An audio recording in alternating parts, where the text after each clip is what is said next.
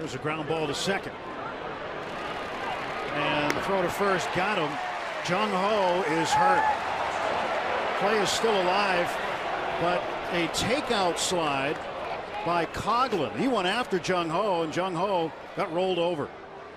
Looks like the left knee.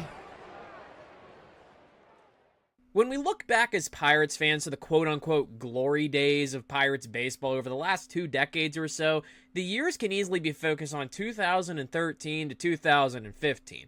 3 straight seasons of playoff appearances, division battles, and just great baseball on the North Shore. 2013 provided the city its first postseason baseball finish in forever, with a small taste of the postseason with an NLDS finish. 2014, however, was the complete opposite and ended in a postseason anguish loss as the Buccos would host another wildcard game, but this time run into Madison Bumgarner and the San Francisco Giants. And then there was 2015. A year in which there was great intrigue around the Pittsburgh Pirates, and a year in which that great intrigue would actually equal 98 wins, good enough for second best in all of baseball. Unfortunately, the Pirates would get stuck in another wildcard game where they would face the third best team in all of baseball, the Chicago Cubs, and then all 3 of the top teams in the National League and the MLB were all in the NL Central just based off the Pirates' luck. In that wildcard game, the rival Cubs would come into PNC Park and blank the Pirates for what would be their second home wildcard game in a row that they would be shut out by the visitor. Now, what if I told you that an injury that only happened a few weeks before this game could have changed the entire outcome of not just this one game, and honestly, the entire postseason? This is how the Jung-ho Kang injury could have changed the entire 2015 postseason.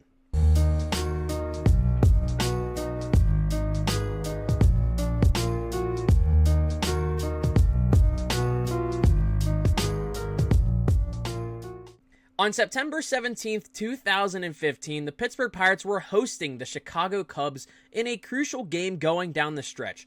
Both teams were still fighting for possible division win or just the right to host the NL wildcard game against the other.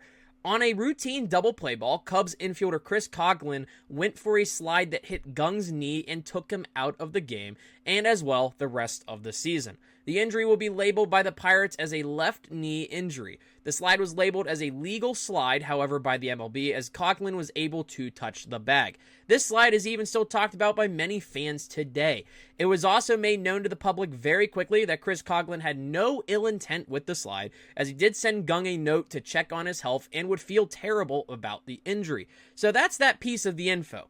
Now, how did we even get here, and how could this injury not happening have changed things for the Pittsburgh Pirates in 2015? Well, first, let's take a look about how Jung-ho Kang was even brought to the Pittsburgh Pirates. In the offseason before the 2015 season, the Pirates were looking to add something to the offense, especially after the sluggish finish in the 2014 NL wildcard loss to the San Francisco Giants.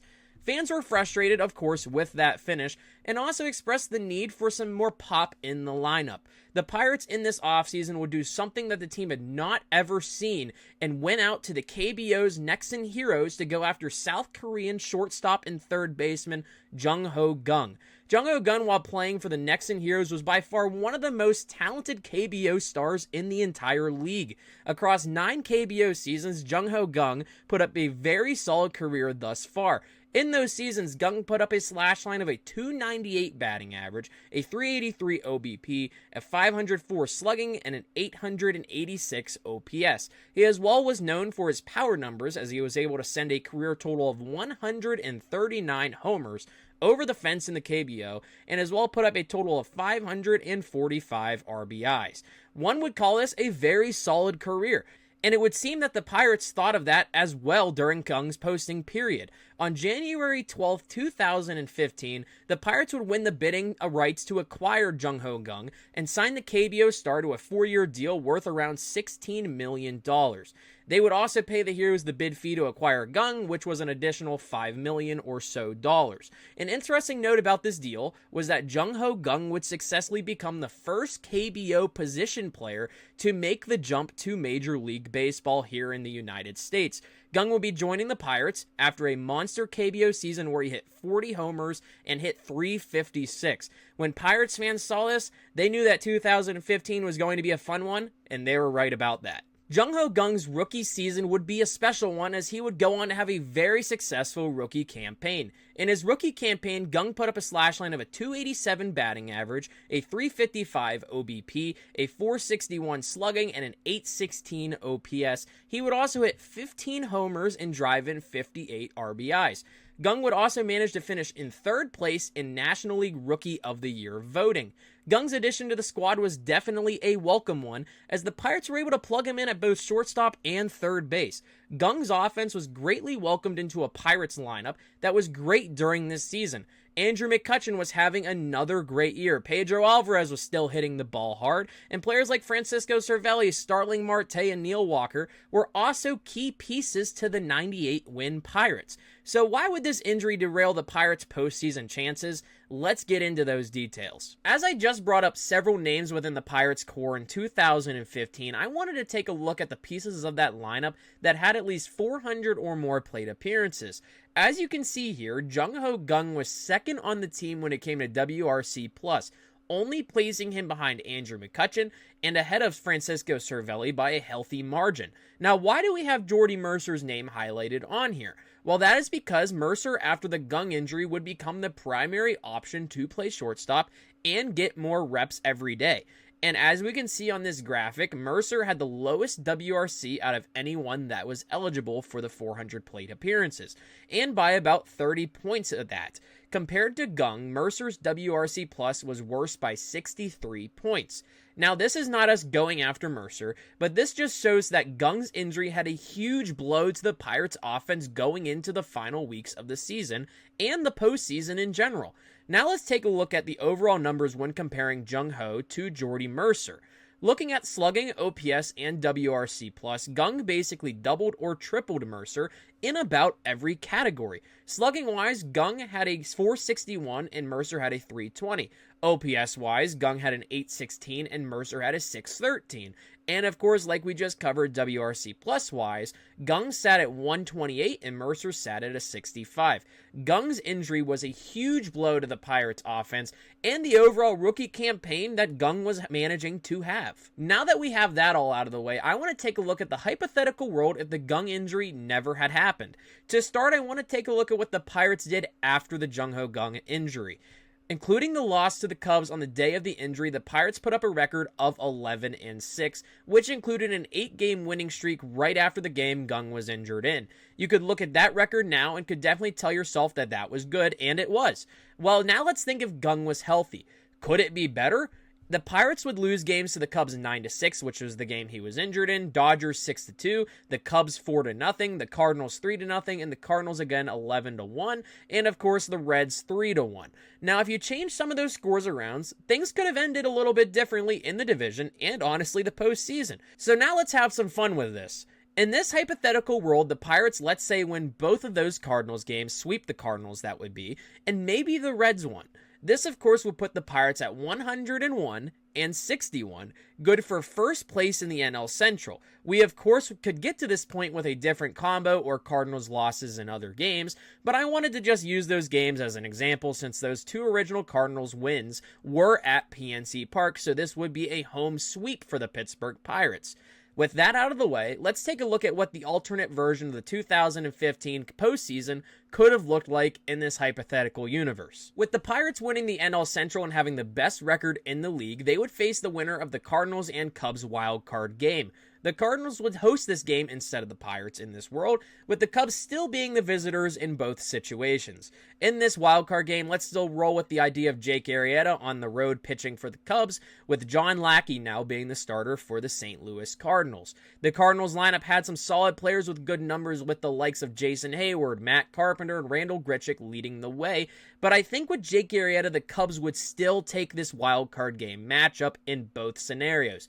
2015 Jake Arrieta was just elite, and probably a bad matchup for either the Cardinals or the Pirates in that one-game playoff situation. Moving on to the division series, the Pirates would have the Chicago Cubs in a best-of-5. The Cubs in real life would go on to beat the Cardinals in this series, but let's change that up for this. The mainstays of the Cubs rotation feature the likes of Jake Arrieta, John Lester, Kyle Hendricks, and Jason Hamill. In the 5-game series, let's say Jake Arrieta is skipped until at least Game 3 due to starting the wildcard game in St. Louis. The Pirates rotation going into the series would consist of the following options, these being Garrett Cole, Francisco Liriano, A.J. Burnett, J.A. Happ, Jeff Locke, and Charlie Morton. Let's then bump Locke and Morton into the bullpen for the playoffs. For this series, let's line it up for the Pirates as Cole starting Game 1, second half ace J.A. Happ going in Game 2, and then Liriano, Burnett, and then back to Cole for the possible Game 5.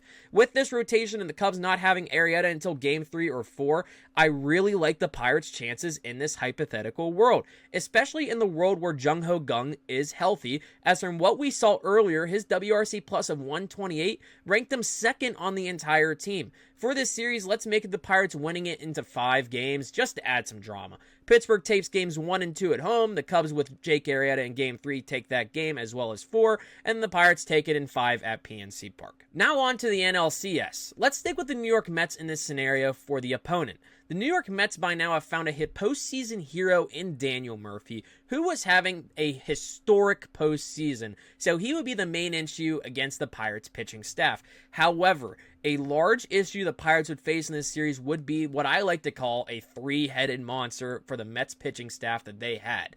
This being their big 3 in the pitching rotation, Jacob deGrom, Matt Harvey, and Noah Syndergaard.